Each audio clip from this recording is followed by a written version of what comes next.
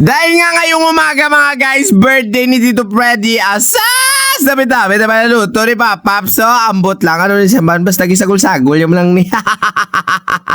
Oo mga guys, sabati ko kaldereta na. Tapos, nagluto man long live di si Manang Nikki. Agay. Ay ano pa rin sampat na niya. Basta gani, may birthday. Syempre, may kasama na karne. Agay, araw. Nantawa. So, happy birthday kaligid Tito Freddy Villanueva, no? Bao, Tito!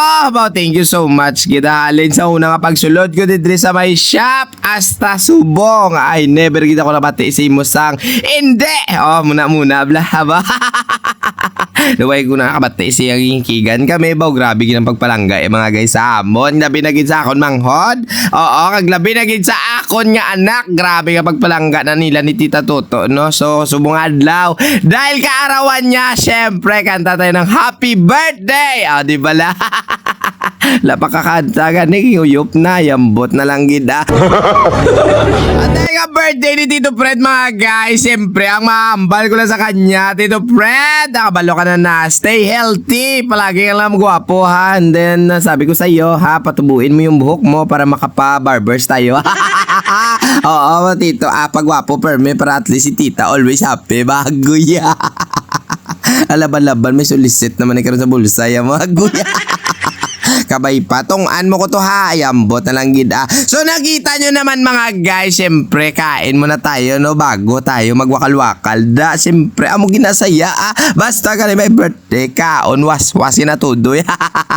Oo mga guys, no, minsan mga guys, nasabi ko rin sa sarili ko nga sa pagtrabaho ko dito sa my shop, no. So may pangalawa na akong ama. Oo, yan si Tito Fred mula nung pag-star namon di este pag-ubra namon didre. So yung grabe talaga yung guide niya sa amin na kahit nag-uubra yan pagpuli na gina-double check ni gina kami, hindi kami nagipabayaan niya. Maglakad na sila sa layo nga lugar. So inlag kami na ginapabayaan ni Tito Fred. Always sinagatawag or gapamangkot kung musta, may yung aga, naon ko nakamuda, baute, ano lang tawa bala. Grabe, gidya, totoo, ginaya parang second father ko na nasa, di bala? And then, shoutout din sa Villanueva pamilya, no? Ari man din sila ako, kag siyempre ang nagluto sa mga pagkaon, kag ang ula-uya nga nagkaon.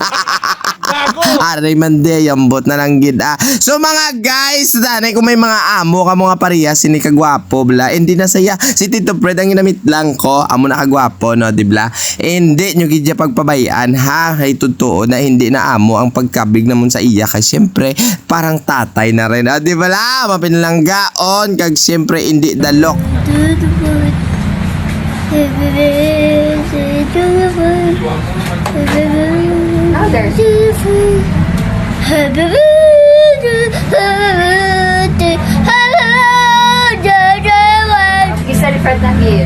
Thank you. Sa ulo,